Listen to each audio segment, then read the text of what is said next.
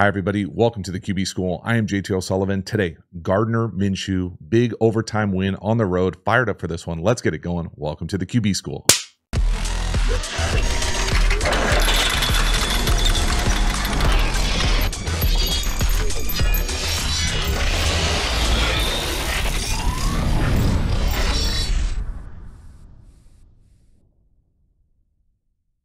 Before we dive into the video, a quick reminder about the Quarterback School Patreon community. This group is the foundation, the bedrock of the channel. Best way to support the channel and get even more Quarterback School content. I'm really trying to create the environment of what it's like in an NFL quarterback room.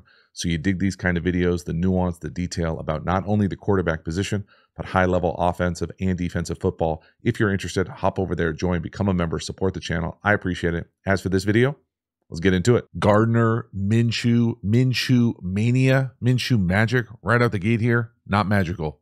RPO, post wheel flat, behind, tackle. Now, I've heard some peeps out there. I've heard the whispers that we are guessing with some of these anticipation throws. We're going to, just for the case of argument, provide some evidence. Okay, this is what I'm used to calling the Tua RPO. Again, I know Tua didn't invent the RPO, okay? Don't freak out. I just think he's the best at it. And they're going to run it a few times in this game. So we will talk about exactly what it is. I think we're in the flat here. They get their little bit unique motion, and then there's the wheel. So what is oftentimes what I'm calling the post, the wheel, and the flat. Okay, this is a run play. This is an RPO. We're trying to run the ball first, okay? Inside zone. We're reading the conflict defender or key defender right here. If this guy can tackle the back, then we're going to pull it and throw it. Now, I think all these teams do this a little bit different. I would guess that someone who feels really confident with this play would throw this with, guess what? Just a little bit of anticipation, a little guessing to some. Okay? And we'll see here, the reason I'm going through it with such detail is because they come back to it pretty quickly. And again, the ball's just a little bit behind you, and you can start to see just a little bit of quality difference between a guy who's maybe a career backup and a really good one versus a guy who can spin it consistently every single Sunday. And again, would you throw that slant or post up top as the number one? Right there with some anticipation? I know a guy in South Florida that probably would. That's just the difference, okay? It's just the evidence, in my opinion. Don't freak the hell out. Regardless, it's a flat. It's on the back hip. Completion. Okay. We're reading that conflict defender outside the right tight end, the D gap. He kind of tweeners it. Again, you can see the nice double team by the right guard, right tackle. Getting a little movement. Staying at the line of scrimmage. Completion. Okay. Next one here. Beautiful touchdown pass. We're going to end up shifting to 1x3 nub. We're going to run a little quarters beater down here to the bottom. The number one is running a big post. We're going to read the field safety. He's not going to be able to get enough depth to take away the post. And we almost hit ourselves in the post. Can't quite make the jump or the landing, but this is a beautiful job from Minshew. This is what you get. You're going to get some really nice, big splash plays. It's a hell of a job, too, by the left guard eating that kick. And that is a big play. Love the design here. Now, we talk a lot, and I honestly get a little tired of it. But I'm going to repeat myself because this is probably somebody's new video. They've never come to the channel before. To me, this is an iteration of split field safety. Okay, and what I would say is a version of quarters. Okay, so we're going to play quarters.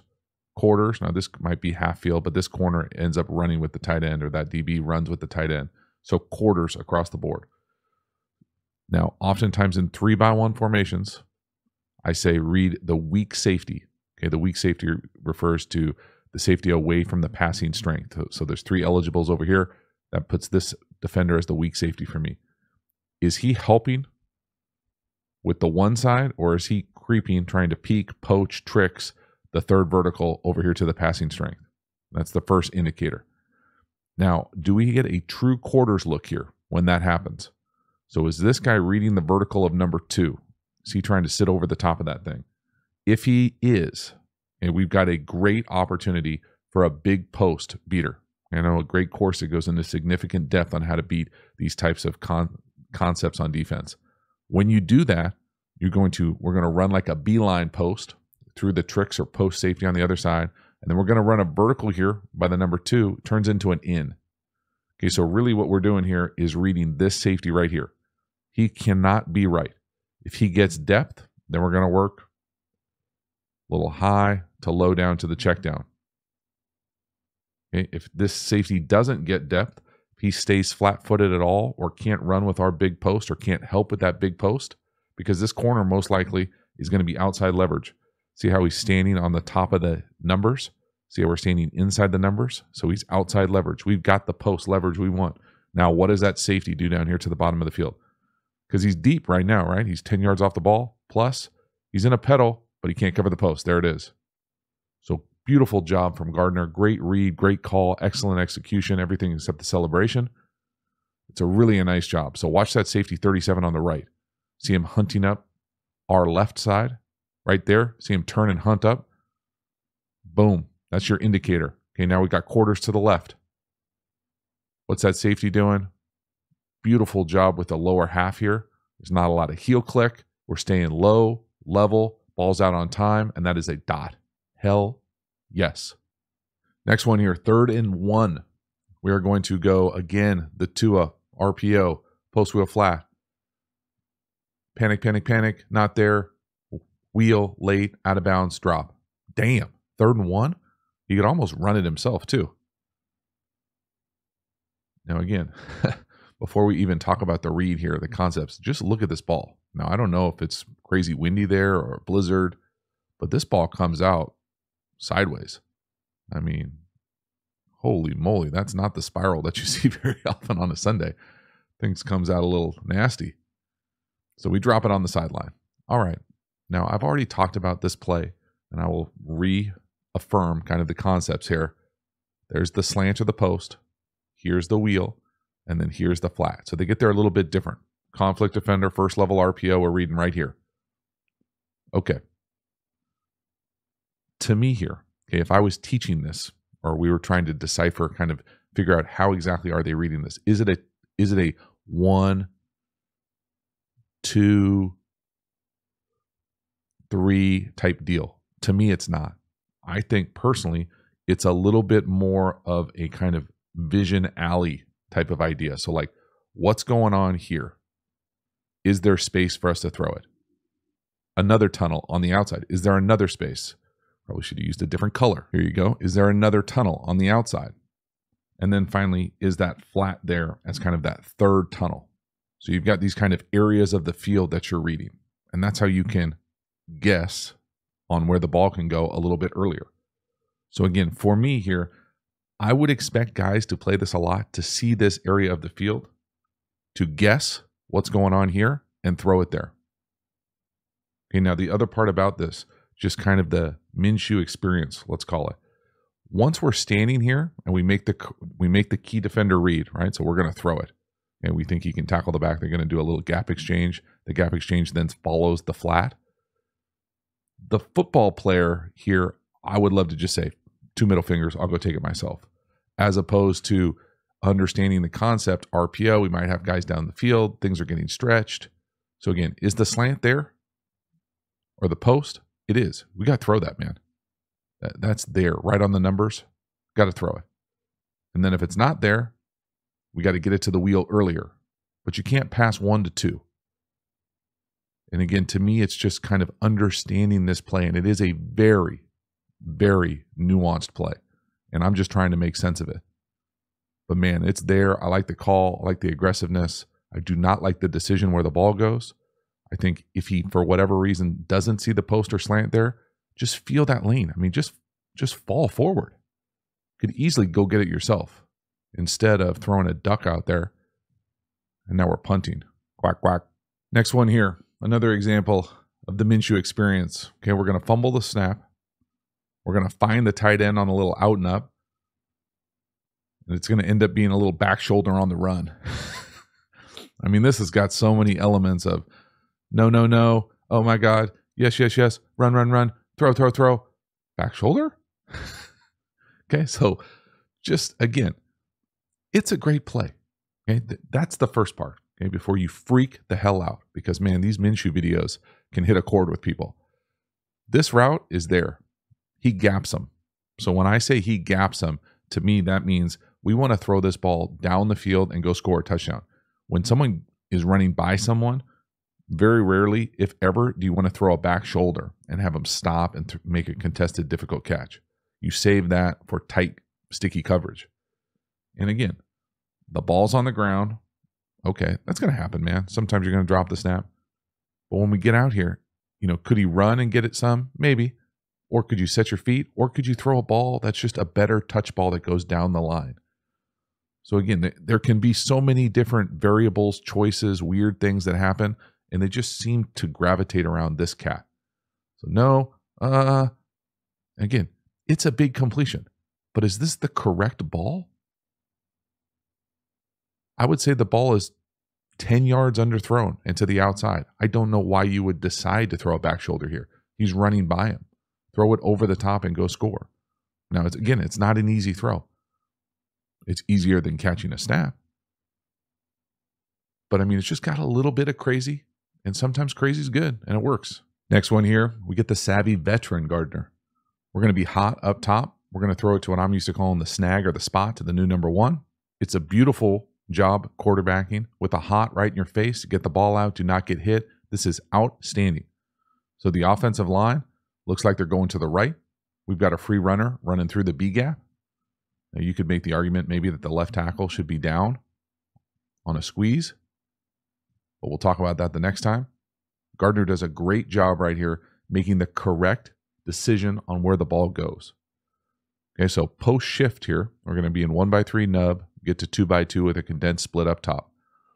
Okay, this play for me is what I'm going to call a snag. So we're running the little snag right here. That's just a little spot or hitch, almost always paired with a corner and a flat. If you look at this in a playbook, oftentimes this flat will be ID'd as the hot throw, but really both of these are hots. And this is kind of the flat hot and the vertical hot. And the reason you would want a vertical hot is because if there's already someone in the flat, you can't throw the flat. You don't want someone getting blown up, whether it's a cloud corner or a wide flat defender. So Gardner does a great job. And I want to make sure I emphasize this, a great job of not throwing the flat and throwing the vertical hot to the snag. So watch the flat defender up top, red gloves. See him get width? That allows the vertical hot to become the go. And you can see Gardner's hips here. He's almost setting like he's going to throw the flat, and then he kind of redirects how open he is to the snag. That's an outstanding job, man. That's a high-level blitz pickup play. Great job. Outstanding. Now, the thing about the pass protection, always talk. I know a great course that goes into significant detail about this. But if you have a free runner, really two parts of this. If you have a free runner, so both of these guys are rushing. Okay, to me, this puts this player, the left tackle, in a big duel because the offensive line is going to the right. Okay, so we're turning this way. Whether they're going here or whether they're going to the nickel or star off the screen, they're turning to the right. So we're here, and then the left tackle has a big duel. A big duel is just a fancy way to say you've got the most dangerous. Okay, so you can ID at 1 to 2. If he walks up to the line of scrimmage, you can ID at 1 to 2. You're taking the most dangerous. But in a perfect world, you want the guy who has to run the farthest to be the free runner. Okay, so maybe you probably want to close the door here. Another great principle of pass protection is to think you never want a free runner through the A or B gaps. Now, if he comes from depth, that's where it gets a little murky. Okay, but once this guy, if he were to walk up into the feet of the first level of the defense, the defensive line, we do not want a free runner through the B gap. So just little tricks of the trade. Again, this is an outstanding rep for Minshew. Again, could the left tackle close the door? Right there, he's in the feet. Like I think two's got a shorter path. Easy for me to say with a clicker and a marker. Really nice job from Gardner Minshew, though. No to the flat, yes to the snag. Make that throw with someone right in your face. Again, you can't step into it. Right up on his face. That is outstanding quarterbacking. That's how you're in the league for so long. Next one here. We get a little bit lucky. We're going to run what I'm used to calling dagger up top. Now, there's some that I really like here about Gardner Minshew, his drop angle. We'll talk about his base. This is one of those throws that could easily be an interception. Now, is it totally on Gardner Minshew? Absolutely not. Okay, the ball hits the guy in the hands. And it's a running back. Okay, so him jumping, turning around, that's not where we're trying to put the ball. And let's just be real. But again, it's not Gardner's fault that the guy volleyball sets it almost into an interception. So you got to make sense of all these things. The main thing, and I'm not going to lie and say that I've watched every single Colts game this year, but I will say, in my opinion, the speed on the perimeter is not necessarily what I would hope it would be. So we're going to run like a clear, and then here comes that in. And it's hard to see in the all-22, but really pay attention to the top of this route. Like, it's just not fast enough. I think we put our turn signal down, so that means the inside hand kind of stops and flails, and the corner's right in our hip. I mean, there's nowhere to go with this ball. So you've got to get it down to the check down. The other thing to pay attention to is I love the angle of the drop to be lined up to throw this. What I don't love is at the very top of the drop, he doesn't keep that base. Okay, he goes from lined up, great base, to just so much wasted movement. Heel click. And again, to me, that's always going to translate to a wider miss area. So when you go to throw this thing, now it's a wide ass miss as opposed to a tight miss right on his chest, right on his chin. So just being able to kind of understand all the moving parts. So let's first watch the route. Okay, watch the top of the route by the number 1 up top. Right? Like, we got to get into the turn signal. We got to get in turn signal lane. His right hand is down the whole time. Looks like we got the landing gear down. There's no way we should be able to run that far and have a corner in our hip in free access. And now let's watch Minshew's feet. Top of the drop. Pretty good right there. Stay right there. Click. Shoot, he went behind. He went karaoke right there. That's hard to do. Tough throw, almost intercepted. So again, for me, it's always a level of polish here with the footwork. Some guys, and again, this is a shot, but it's in jest. Okay. You get certified for certain things, not certified for footwork. Okay. That's all over the place. It leads to a weird throw, and lucky it's not intercepted. Next one here, absolute beautiful play call. We're going to do the fake toss, reverse, throw to the tight end on the wheel, everything except getting into the end zone. This is beautifully done. I love a specialty play like this when it hits. We'll trick them. High school Harry, love it. 83 does a great job selling that thing. It's a beautiful ball for Minshew. And again, everything except getting into the end zone. Love the chunk of it. So we're going to toss it. We're then going to reverse it. Okay, we're going to flip it back to the quarterback. So a little reverse flea flicker action. Where the ball ends up going, this is really the patience route. Okay, so you've got to sell this, block. Feel the post go and try to pull the corner and the safety out of there. And then we're going to come right up into the wheel rail area. And again, sometimes on these throws, if I'm being critical of the ball location on previous plays, sometimes on these throws, it's hard to put it right on the money because he's so open. You don't want to airball a layup. So you almost like stop him. This is a dot. This is a beautiful job. It's not easy to get this, to go through the ball handling, to trust that you're not going to get smacked too, because it takes forever. So watch 83, watch the sniffer tight end down here to the bottom, the number 3. Patience, go. And again, it helps when the linebacker baseball turns the wrong way, but it's a beautiful job. It's a big time play. Again, love the creativity of this offense. Wish we would have seen it with the full personnel all year. But these types of plays, man, just awesome chunk plays, outstanding design and play call. Next one here, this is a tough one. 3rd and 5, fumble. We're going to go from bunch to 2x2. There's really nothing there. He's kind of got to move. He feels that right tackle get pushed into his lap. I think his initial movement in the pocket is really nice. And then it's either he's about to throw it or he just takes one hand off of it and we get hit over the back.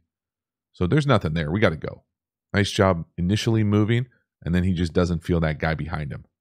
So you take the hand off the ball and we lose the ball. And it's a bummer because there's nothing there. He's got to go.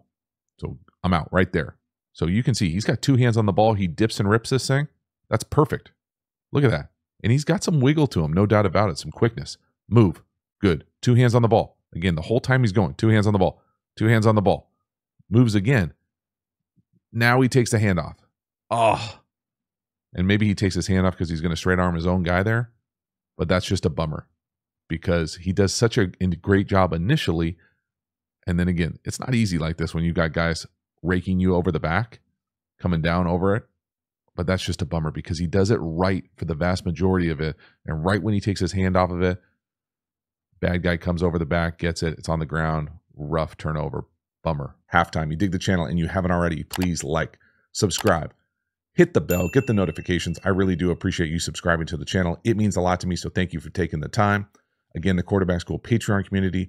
This group continues to be the foundation, the bedrock of the channel. You know about it. Join, become a member. The link is in the video description. We also have Quarterback School courses. Now, these courses are the premium content available through the channel. These are deep, deep dives on my favorite football topics. We have a course on RPOs, tempos, pass protection. How to beat every coverage is the best-selling course. We even have an entire offensive system available for you. So hop over there and enroll. The link is in the video description. We also have a bunch of free resources available. Check out all those linked in the video description as well. Finally, make sure to follow me across social media platforms. I appreciate your support. As for this video, let's get back to it. Next one here, early third quarter. We're going to take a shot up top, little double move. Nice job putting the landing gear down, coming out of it, taking off again. And Minshew just skymails this thing. Now, again, these aren't easy throws down the field. Okay, don't get it twisted. I understand the completion percentage drops when you do this. But I do think that you can at least expect a better throw. And again, I don't know what the weather situation is. It looks not warm, but it doesn't look terrible. And so for me here on these double move, it's a beautiful route. So up, and got him. He gaps him. We've got to, at a minimum, give our guy a shot. No foul balls. No never in history balls. And again, you can almost guess what I'm going to say. The feet at the top of this thing, the base at the top of this thing, the guy just makes it so difficult on himself. He goes from a decent base to a heel click to almost like a karaoke. We're crossing over. Just it's so bizarrely, unnecessarily difficult. Like it just for who, for what? Lined up, you know, if anything, I'd say the base is narrow there. So that narrow base is then going to lead to heel click. Heel click. I mean, again, he's behind him. He's going full karaoke there. For what? Why? There just isn't a reason to do this. And to be honest with you, you don't see this very often from guys who have played this long. That's no knock on him individually. I'm just being honest. You just don't see this very often from a guy who's played as much football as he has. You just don't have to do that. And again, I'm not saying you could never make the throw with that kind of footwork, but why do that to yourself? Why the fuck would you do this? I mean, it's just sickening. That's a touchdown. Crossover, crossover, crossover, white. Oh my God. Next one here, 3rd and 8. Super efficient. Really nice base, little shuffle, slant down here to the bottom. Again, if you could play with this kind of base, I think it would just significantly increase the consistency to what he's doing. And again, I know it's a different drop. I know it's a different throw, all of the above. Okay, thanks a lot, Captain. But you can see the base, the strength, the ability to generate force from the ground, the consistency, the rhythm. That's it right there. Just stay right there. And again, it helps when the slants is wide ass open on 3rd and 8. But you know that he can do it. You certainly know that he's more than capable of making plays. You just want to see this level of consistency more, or at least I do. Next one here, 3rd and 8. Thought this was another really nice job from Minshew. Looks like he's working the new number 1 on a quick out, number 1, and then a shallow down here to the bottom, number 2.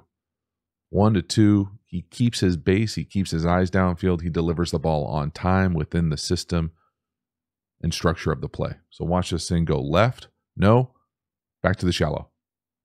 And again, those tackles are coming in on us. That pocket's getting squeezed at the top. He keeps his base. Now he might be up on his toe there on the back. But again, we're not throwing that thing all the way down the field, and the ball's right up on his chin. Just a really nice job from Minshew here. He's lined up to the left. No heel click. generates the perfect amount of force, ball accuracy. Love it. So this to me is an iteration of shallow cross over the ball. So they're probably getting some sort of like alert. Do you like it? Let's think about taking a shot right here. We're going to have this ability. Boom, 1. And then here's where the ball ends up going 2. This to me is the old school shallow cross. Looks like it's paired with what I'd say is like a version of smash out top. And it's just a really nice job of being lined up here to getting the ball here, all while, you know, these things are squeezing in on us, right? He's got that footwork lined up to throw the quick out. No. Well, guess what? The system and structure of the play says no to this, yes to this. And his feet are lined up in the same area. He keeps that powerful base. Just love it, man. This is really good. Again, he looks so much more comfortable in these types of throws when he keeps his feet underneath him like this, makes quick decisions, good enough pass protection. This is really nice situational ball. 3rd and 8, not an easy down and distance. You're going to see exotic stuff. Make sense of it. 1, 2, ball's right on him. It's a big time first down. Next one here, this is a 2-point play. We're going to run power shovel. Okay, this is going to end up being 2 points the wrong way. We're going to read 58 down here to the bottom. C-gap defender. A lot of teams run power shovel. I think the best in the business are probably the Chiefs and the Ravens. You know, you'd love to make a tackle right there. It's going to be a tough tackle in the open field, and that thing's to the house. So concept-wise, what the hell is going on here? We are reading red gloves on the right, red gloves, red shoes. So right here. If he can tackle the power, so what I'm saying here is this is the shovel part of it. And then the pass element of this thing is we're going to roll out. We've got probably someone in the flat and someone to the corner, kind of like a low-high outside. So it's one of those things where if you feel like he's going to squeeze this thing and tackle the shovel, well, then we want to throw it. We want to continue out here and throw the ball. If he gets up the field, so we get up the field here, he's going to tackle the quarterback on the sprint out. Then we're going to shovel it, and it's called a shovel. It's not called overhand pass it. And you shovel it right here, and we're running power. So essentially, all these guys are just blocking power. Gap down, gap down, gap down, and we're probably pull wrapping right here to whoever shows up. And so the craziness, and again, this is just the evidence and me describing the evidence. To me here, this is a little crazy. It looks like he gets crazy depth. It looks like initially the conflict defender or key defender takes it away, then he redirects, and then he decides, oh shit, I'm going to jump past this thing. And it gets tipped, and it's returned, and luckily it's only the 2-point play and not a touchdown the other way. So first watch the key defender, watch that conflict defender to the right. Does he get up the field? No, he squeezes that thing inside. Okay, we're going to throw it. Oh, now he's getting upfield. Oh, fade away, high, miss, chaos. So I think most people right there underhand shovel it, either with their left hand or underhand right hand. And for me, the other part about this play, the little trick of the trade here, it's counterintuitive, but you don't want to get crazy depth. You almost want to stay flat here because you can't make an impossible pitch here. Because if you make an impossible pitch, shit like this happens, and you end up overhand throwing a volleyball set that return the other way. Okay, so it's a tweener drop. It's not straight back. We talk a lot about getting depth out of naked and keepers. This is a little bit tighter, and again, it's counterintuitive because most times you want to run away from people. Okay, but you've got to be close enough to be able to shovel this thing. Again, maybe they call it power throw, and I don't know what the hell I'm talking about. But that sure looks dangerous as hell. That is 2 points the other way. You know, could we make a tackle right there? Yeah, he tries. I'll give him an A for effort. You know, definitely got to. There's no easy way to make that tackle for anybody. But that's a bummer. And again, you can watch this thing play out. If he were to continue out and throw this thing down here to the bottom, you got 14 on the flat. You got 11 on the pick corner. So trying to get a rub right there. Now, I personally would prefer 11 to have what I would say is a better route to come in here and really give us something and get in this guy's way and then come out of this thing. So we're flat. 1, 2. That's supposed to be a 2. Looks like a 3. 2. But again, read this thing out. Easier said than done. Obviously, conflict defender. Here's the shovel. A lot of moving parts. I love this play. I do love this play. I think, you know, Minshew just puts a little bit too much of his own little kind of perfume on this thing, and it's going sideways. Rough one. Next one here, 3rd and 1 from the 1. Y'all, I'm getting tired of talking about this play, but we're trying to get the back in the flat. Now we've got some issues on the edge. A few different ways. We end up taking a sack. I personally don't have a problem with this kind of sack because you're going to kick a field goal. Yeah, you'd love to go for it 4th and 1. That's probably the biggest thing. If you could get an incompletion there, do you go for it? You would hope so. But the first thing here to pay attention to is, before the motion here, let's just talk through what this play is. This play is you're faking it to the back, and he's also the number 1 read. Okay, so I talk about this play so much. You reverse out, and I prefer a 2-hand ball fake. If you're a fan of the channel, you've heard me say this so many times. A 2-hand ball fake. Why a 2-hand ball fake? Because your right hand is on the ball, and this happens really fast. You've got to have a plan for what the hell you're going to do with an open edge issue. So worst case scenario, someone's coming right at you. What are you going to do? It's really hard to do anything when you reverse out, extend the ball with your left hand only, and then have to switch the ball back to your right hand to throw this thing away into the flat. Okay, so I don't know. We need to come up with like a term for this, but it's got to be something like JTO 2-hand rule fake on this play. It kills me. It hurts my soul. Now, the other part that is bad is that whatever's going on up here, so we come a little motion, and you can see the theatrics. So like they're trying to sell the run, like I got him, you take him, I'll get that guy. And then I'm going to bet a lot of money that this guy's feet, so this player right here, his feet should be the other way. So outside foot up, inside foot back, and you're cracking this cat. The guy who blows up the whole play. You got to block him because it looks like he's trying to block him. We're selling counter here. We're trying to sell counter here. And so we got all sorts of holes on the front side for these guys to run through. But my guy right here can't make the block. So again, it's the ball handling and it's the blocking. So first watch the theatrics up top by the big guys. Oh, you got him. Oh, really? We're all pointing right there. We're all going to point right there, and we're going to let that guy run 3 through that gap. That's going to happen? Yep. Now watch Minshew's ball handling. Catch it. Looks like he's faking to like a child or something down low. Does he get his foot tripped?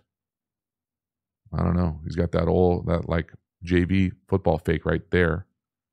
Ball's in his left hand. He's falling down. He gets it to the right. Worst case scenario right there, you just throw it at the feet of 21. Right at his feet. You take a sack, and now we got no chance. We're not going on 4th. We're kicking it. Probably a 4-point sack. Rough. And I'm not saying it's easy. Again, 83 for my money on the right. I can't get over all the pointing. 83 should switch his feet and come down hard on red gloves. We whiff, and there it is. And again, I've already talked about the ball handling. Hard to go left hand, right hand there. Sandwich sack. Bummer. Next one here, 3rd and 8. This is a tough one. We're going to get corner blitz down here to the bottom. So I think Gardner does a good job of feeling it late and getting a completion. And oftentimes you'll hear me say punting after a 3rd down completion is okay. I don't say always, because this is one of those instances. This is one of those times where you would love to have 2 things happen here. One, you would love your wide receiver to say something. Okay, so when you get this pressure off your face from the press right there, most teams will have some sort of corner adjustment, whether you want to call it a side adjust, a corner adjust. I don't really care what it is. I think the easiest way to do it is to just skip off and get width. So first of all, the quarterback has to see it. We got to communicate it. Normally you can just yell, watch out. You just shuffle over and throw it here. And now you've got this guy in space going downhill versus safety who's trying to hide this thing. Now he's getting width, but that's a tough tackle. What you don't want to have happen is have him run free here. And now the quarterback's got to move, and we throw a flat on its 3rd and 8, and we're punting. Okay, the other thing you can do is if you're really locked in as a pass protection unit, especially in 7-person protection here, they're probably going to the middle of the 3 linebacker types. Those are the 3 linebacker types. So they would be going to the mic in my terminology. we would redeclare this thing. So you would change this. I know a really good video and course. Make this guy the Mike. And then the back would be blocking the corner right here. So this would be the Mike. This would be the new Will. This would be the kind of nickel Sam. Okay, so you can redeclare it, or you can have some sort of corner adjust. What you don't want to have happen is get caught like this. Essentially a nothing burger. We throw a flat, we punt. And again, I'm not saying it's easy. That's not an easy thing to do. You would love an offensive unit to have a better answer than this, though. Third down in the NFL, you're going to see exotic shit. This is exotic shit. This is why they do exotic stuff. They gotcha. We are punting. Next one here, fifth quarter.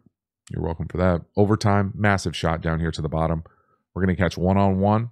I love the inside release go ball. Beautiful throw from Minshew. Nice catch. Everything except getting into the end zone. Just an outstanding big play. Such a good job. Now we'll talk about coverage here, what's going on, but 3-by-1 formation, we're reading 37. See 37 on the top left corner. He's going to pick up the vertical number 3. That means we got one-on-one. Check out the feet. Yeah, not for me, but it doesn't matter. It's a dot.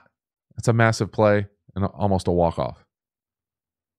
So again, coverage-wise here, and the crazy thing about this is we got multiple opportunities for winners here. So right here, this sure looks like press, right? Press man, inside release, get back out to your landmark, run a go. Outstanding.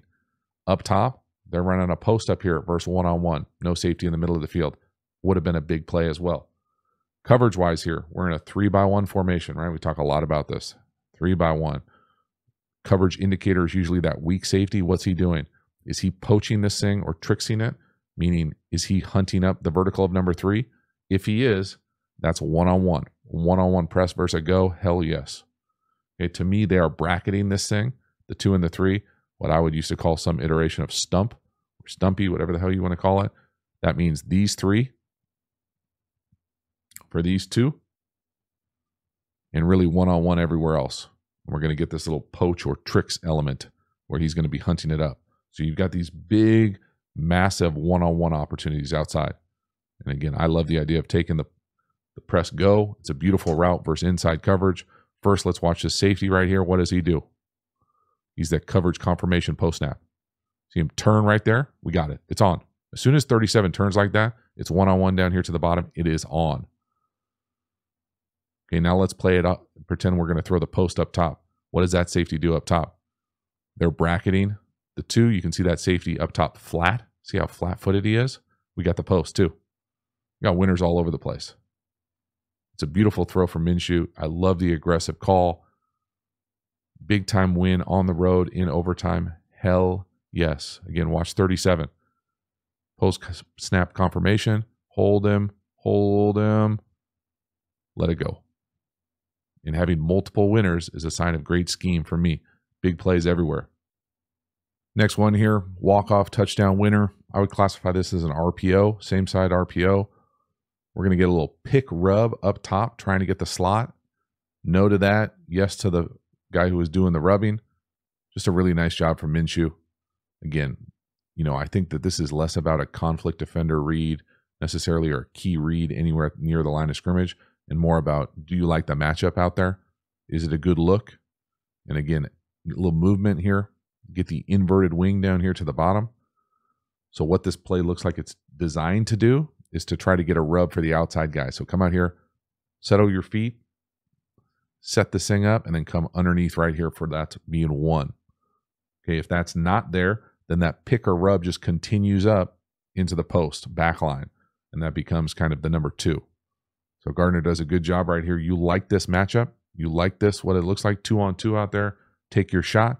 Again, I'm saying that because the offensive line's coming off the ball so hard. This doesn't look like pass pro to me. But you can see here, they do a nice job of banjoing that thing up top. Watch the DBs aren't picked. They're on the same level, which is tough. They pass it off. But because they pass it off, now we have the leverage on the post on the back line. Got that corner outside. It's a beautiful ball right up on his face. Great job. Big win. Battling. Big plays all over the place. Love a good walk-off. Overtime. And again, the ball location. It's outstanding. strike, hit him right in the face mask. Big time win. So that is a wrap. Gardner Minshew finding a way to win. I really like this offense. I think there's a lot of creativity. I love the use of RPOs, the aggressiveness down the field, some specialty plays, just a lot of fun. Now, the Gardner Minshew experience, I thought you got the full menu in this game. You saw some really nice plays. You saw some kind of chaosy plays. You saw some kind of what I would classify as, sporadic footwork, inconsistent ball placement. But man, certainly good enough to come off the bench, give you some fire, give you an opportunity to win damn near every single week. It will be crazy. It will be all over the place, but you seemingly have a chance to win every time the dude is on the field. Let me know what you think. Let me know who you want to see next. I appreciate you hanging to the end. I will see you next time. Have a good one.